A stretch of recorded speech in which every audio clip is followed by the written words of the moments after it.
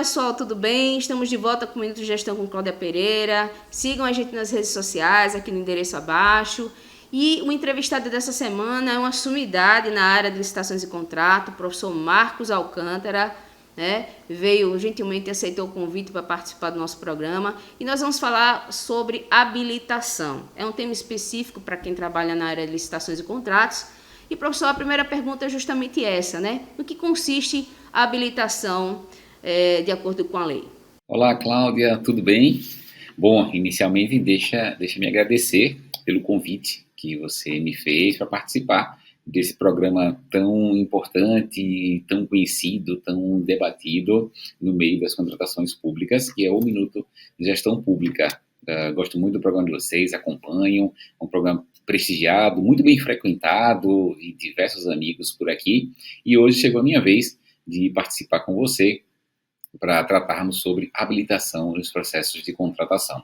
Então, a fase de habilitação consiste no momento em que a administração, pretendendo contratar, pretendendo atender a uma das suas necessidades, vai aferir num processo próprio, com uma diretriz apontada na legislação, vai aferir se aquele particular que pretende contratar com a administração pública reúne condições para tal. Vai ser aferida se aquele particular, por exemplo, está regularmente constituído como uma empresa, se a contratação se der por pessoa jurídica, se ele atende às condições de regularidade fiscal, trabalhista, social, a qualificação técnica, a habilitação econômico-financeira. Então, esse é o momento do processo de contratação em que os documentos de habilitação serão checados para saber se está tudo em ordem e, assim, aquela empresa poder contratar com o poder público. É uma fase de um processo de contratação que deve ser observada tanto nas licitações como nos procedimentos de contratação direta. Tá? Tanto nas licitações como nos procedimentos de contratação direta. E aqui, na Lei 14.133, a nova Lei de Licitações e Contratos, o legislador adotou uma modelagem que trouxe muito sucesso na modalidade pregão, que é deslocar a fase de habilitação para o final do procedimento licitatório. Então, o rito ordinário de uma licitação na Lei 14.133 aponta que a verificação dos documentos de habilitação se dará ao final do processo, ou seja, far-se-á o exame das propostas, os fornecedores passarão por uma disputa, preferencialmente no modo aberto, uma disputa eletrônica, e ao final será checada a documentação de habilitação. E a grande novidade, talvez, que a nova Lei de Licitações e Contratos traz para a fase de habilitação, decorre da criação do Portal Nacional de Contratações Públicas, que terá incorporado um sistema de registro cadastral. Sistema esse que reunirá documentos de habilitação de todos aqueles que pretendem contratar com o poder público. Então, a minha grande esperança na nova Lei de Licitações com relação aos documentos de habilitação, a essa fase tão importante do processo, é que ela seja facilitada, que ela seja modernizada, né, nos moldes como já ocorre hoje com quem usa sistema informatizado de cadastramento de fornecedores, no caso do SICAF, do governo federal. Então, a ideia é que o processo fique muito simples. Ao final do procedimento licitatório, ou até num processo de dispensa de licitação, num processo de inexigibilidade, o PNCP seja acessado por um servidor público, por um representante da administração pública, que vai checar a documentação de habilitação daquela empresa. Então, resumindo e trazendo de forma objetiva a resposta à sua primeira pergunta, a fase de habilitação é o momento em que a administração irá aferir se aquele pretenso contratado particular que se oferece para cumprir a demanda administrativa, reúne condições para tal. Entendi, professor. Professor, a Lei 14.133 de 2021 trouxe modificações em relação à fase de habilitação?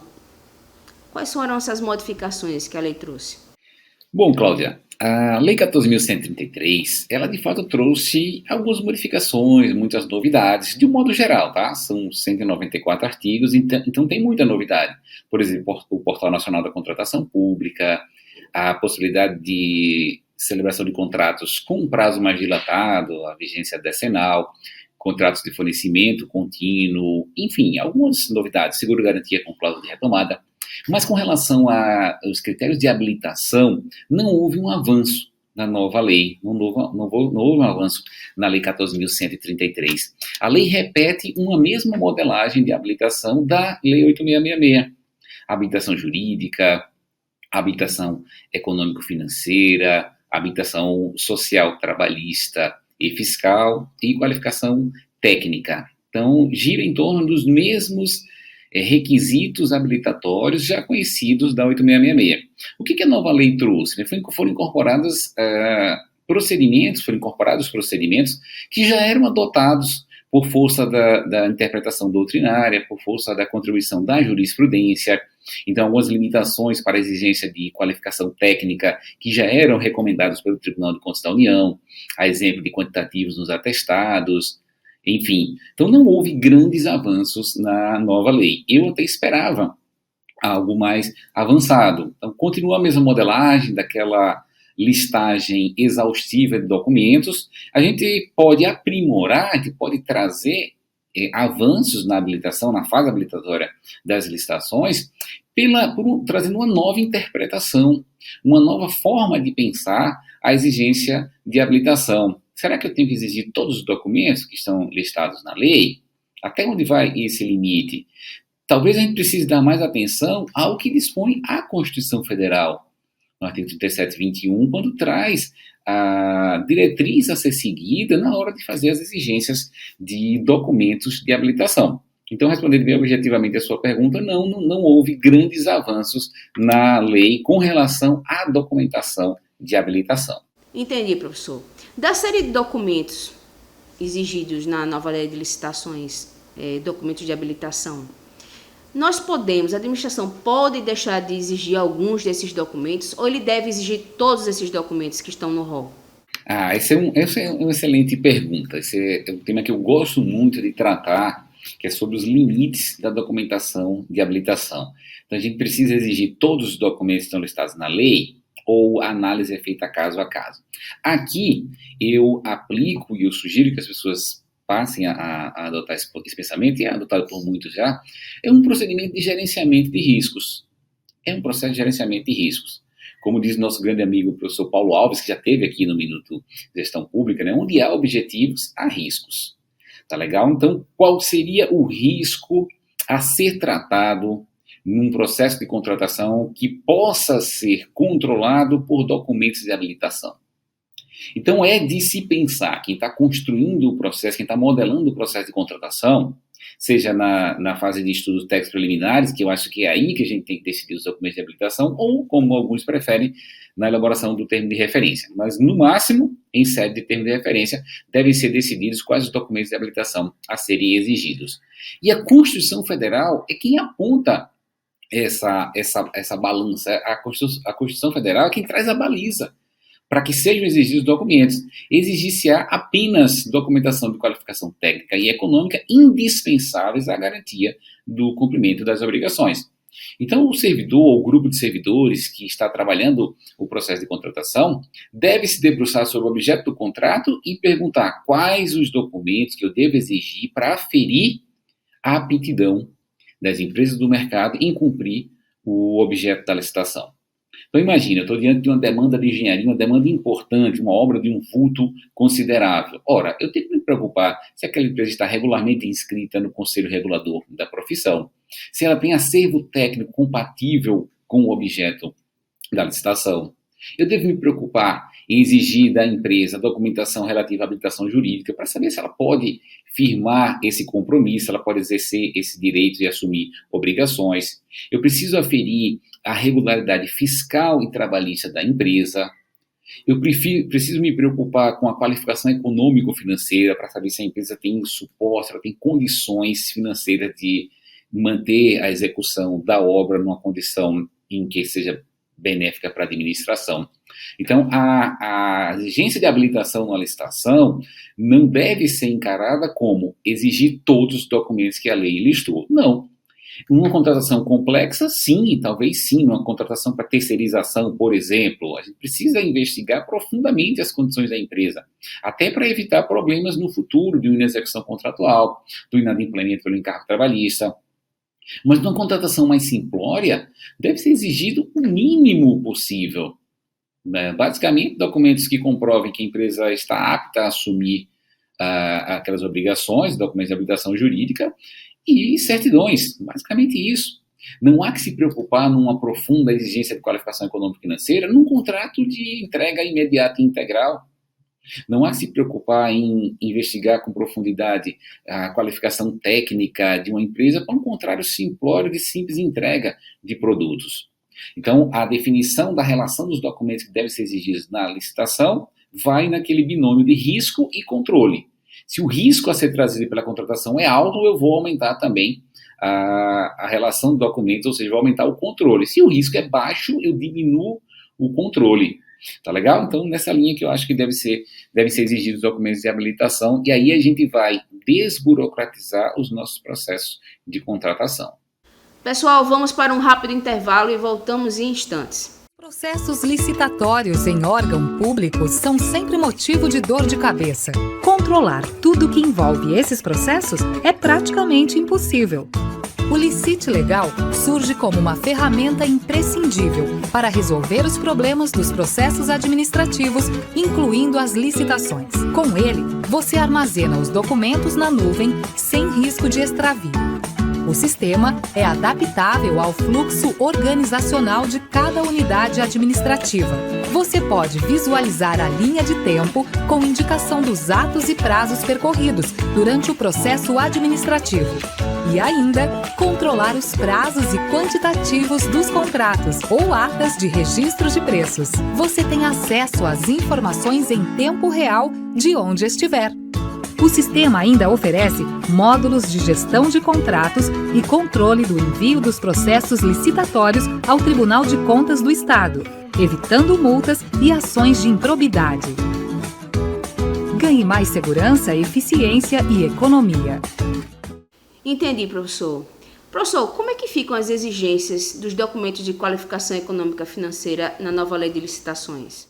Bom, Cláudia, excelente. Sobre exigências de qualificação econômico-financeira, de maneira geral, não houve grandes avanços na Lei 14.133 com relação a esse dispositivo de qualificação. Porém, o artigo 69, quem trata da habilitação econômico-financeira, ele tem uma redação mais didática. O artigo ele explica para que serve a qualificação econômico-financeira, que é para comprovar a aptidão econômica da empresa em assumir o futuro contrato. E o artigo 69 aponta que isso será verificado mediante a apresentação de índices econômicos que digam respeito à situação da empresa. Índices esses que serão extraídos dos demonstrativos contábeis daquela empresa. Então, a lei aponta que pode ser exigido balanço patrimonial e alguns outros demonstrativos.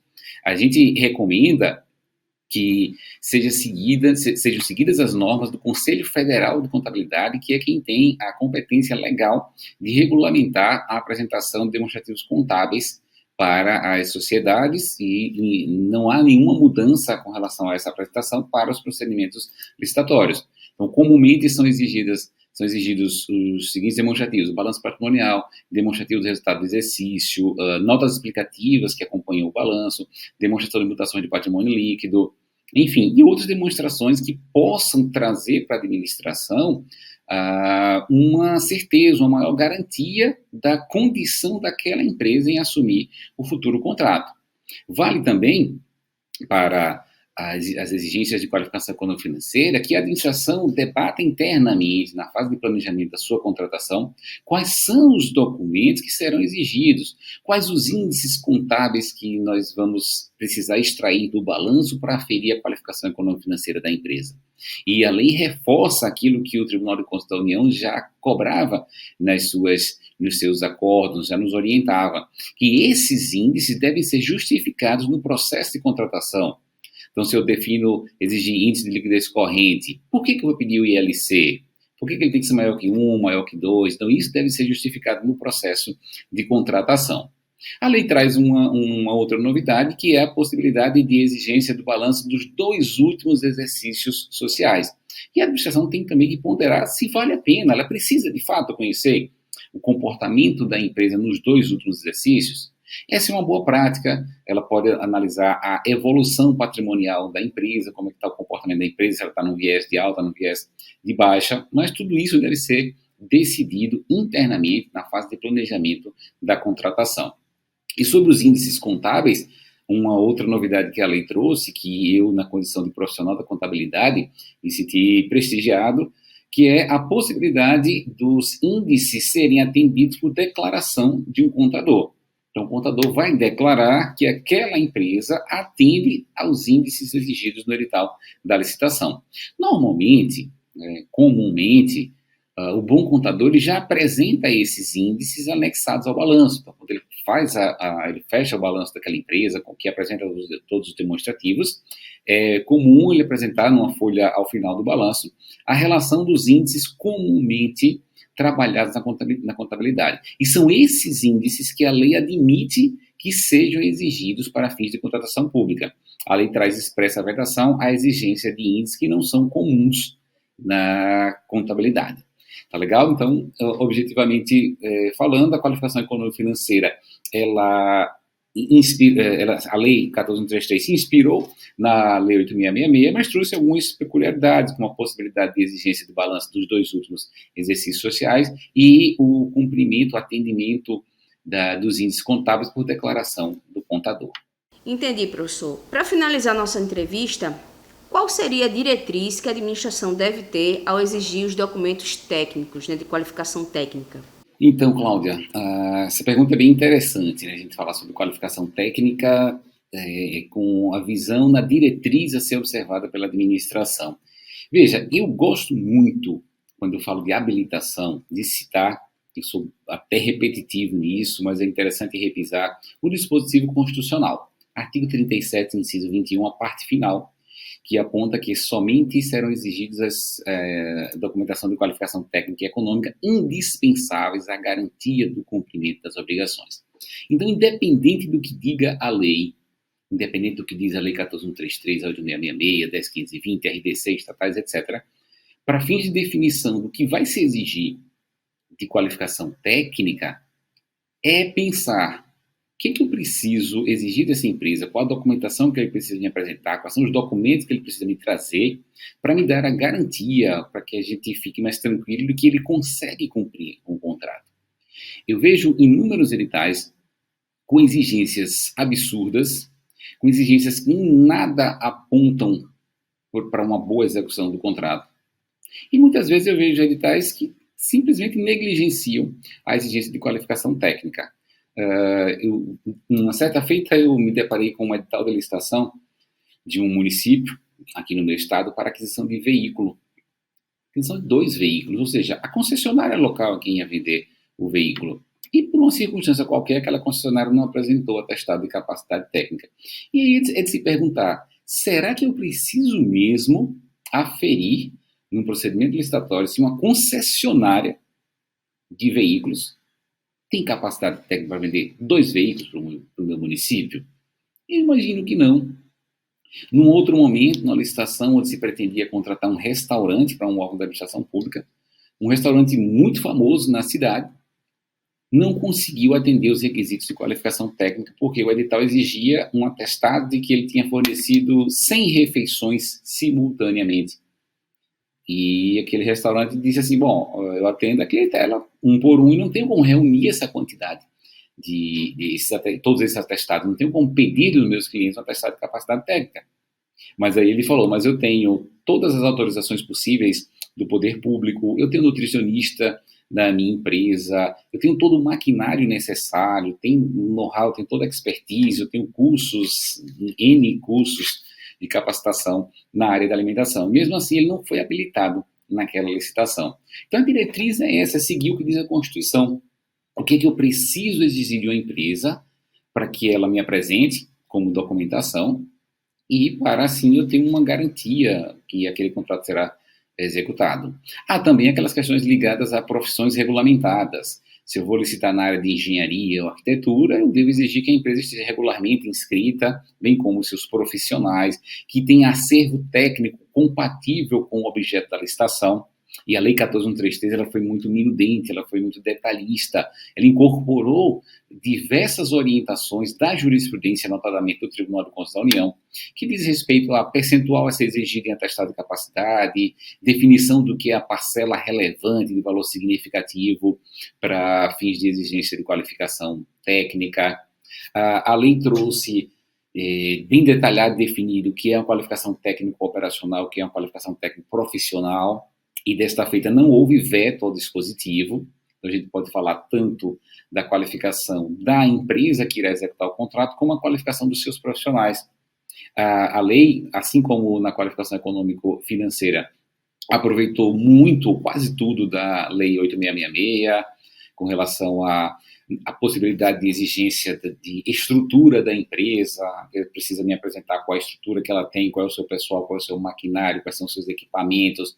Isso é possível exigir, sim. Então, eu, objetivamente, mais uma vez, estou sendo repetitivo nisso, mas a diretriz que eu recomendo que seja seguida para fins de qualificação técnica é obedecer ao mandamento constitucional e exigir apenas aquilo que seja indispensável à garantia do cumprimento das obrigações. Porque agindo assim, nós temos uma correta adoção de um controle para tratar de um risco de uma seleção não desejada de um fornecedor no mercado, e também afastamos aquele risco de exigências demasiadas, exigências excessivas que não vão servir para filtrar os bons fornecedores do mercado. Cláudio, mais uma vez eu te agradeço pelo convite, foi uma satisfação muito grande participar aqui com vocês do Minuto de Gestão Pública. Estou à disposição de vocês sempre que precisarem, sempre que vocês me convidarem, estarei aqui junto a vocês, debatendo esse tema, debatendo outros temas ligados à contratação pública.